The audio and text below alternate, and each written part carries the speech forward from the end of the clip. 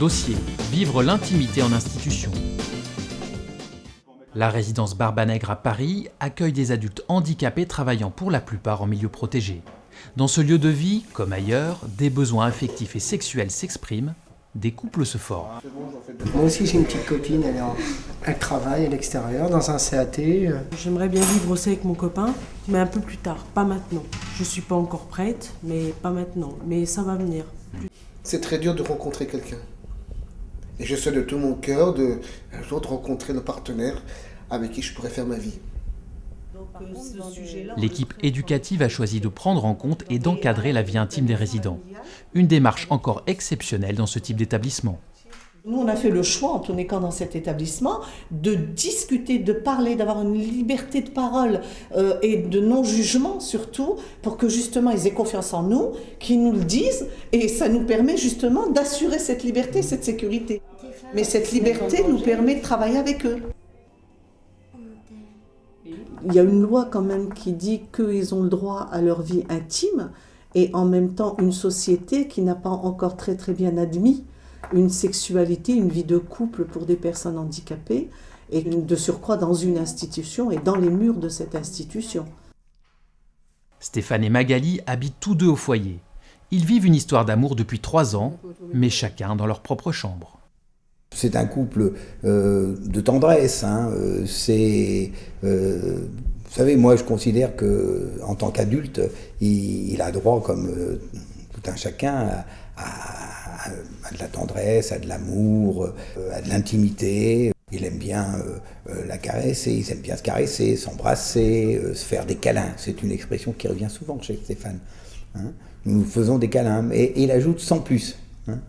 On ne travaille pas seul sur ce type de sujet, même s'ils sont adultes. Pour nous, le partenariat avec l'environnement de la personne que nous accueillons est très important pour mener à bien ce type de réponse à leur vie. La vie intime fait partie de tout ce travail de fond que l'on fait avec nos résidents. Le problème, on ne peut pas se marier.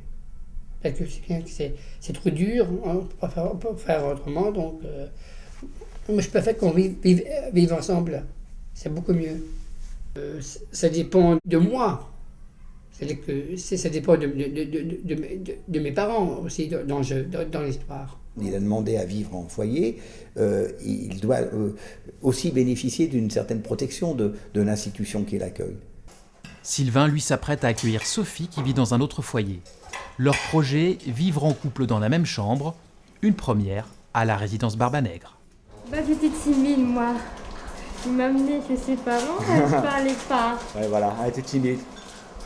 Alors, moi aussi, quand je suis parti la première fois chez son père, moi aussi j'étais timide. Moi, j'ai parlé avec Madame Abroni, j'ai parlé du projet, qu'on aimerait bien vivre avec moi. Et on a parlé avec son papa et tout. Et on a parlé du projet. Et le papa était d'accord. Il a dit qu'il faut attendre un peu pour voir comment, pour se connaître bien et tout. Voilà. Ma première angoisse, c'est de savoir s'il y avait rapport, s'il y avait peut-être un souci.